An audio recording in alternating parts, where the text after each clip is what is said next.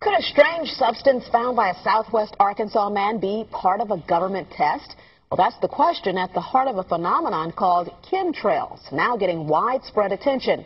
Well, tonight, KSLA News 12 investigation reporter Jeff Farrell shows us the results of testing we had done about what's in our skies.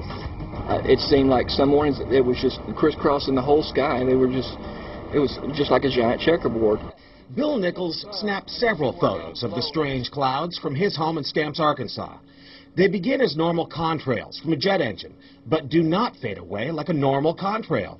Soon after, he saw particles in the air. You know, because we'd see it drop to the ground in a haze. Nichols then noticed the material collecting on the ground. This is water and stuff that I collected in bowls. I had it set out in my backyard on my dad's pickup truck.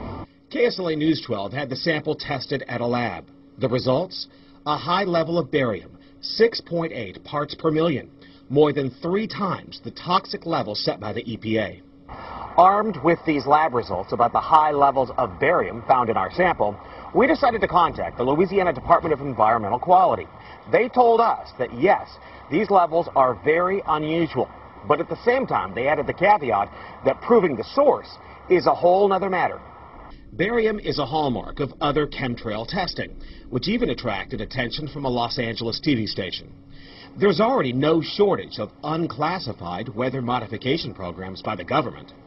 But those who fear chemtrails could be secret biological or chemical testing on the public point to the 1977 Senate hearings in particular, which confirmed 239 populated areas had been contaminated with biological agents between 1949 and 1969. Later, the 1994 Rockefeller Report concluded hundreds of thousands of military personnel were also subjected to secret biological experiments over the last 60 years. But could secret testing be underway yet again? I'd rather it be something inert and benign, you know, something that's, you know, not causing any damage, but I'd like to know what it is.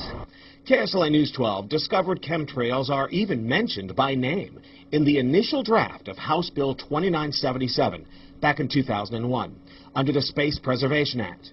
But the military denies any such program exists. Jeff Farrell, KSLA News 12 reporting. And, you know, it turns out until 9 years ago, the government had the right under U.S. law to conduct secret testing on the American public under specific conditions. Only a public outcry repealed part of that law, with some exceptions. Now, Jeff's report mentioned high levels of barium linked to those alleged chemtrails. We wanted to find out exactly what effects barium has on the body. We spoke with Mark Ryan, the director of the Poison Control Center. Ryan tells KSLA News 12 that short-term exposure can lead to anything from stomach to chest pains. Long-term exposure causes blood pressure problems. Ryan addressed concerns by chemtrail researchers that barium could be meant to wear down a person's immune system. Anything that causes ill effects in the body long-term, chronically, is going to affect your ability because it's constantly working on the body. So from that aspect, yeah, that's a potential. Ryan says he's conducted research on his own about secret government testing on the public, but he's still a bit skeptical about the alleged chemtrails, at least at the moment, because the Poison Control Center has seen no calls about exposure to barium.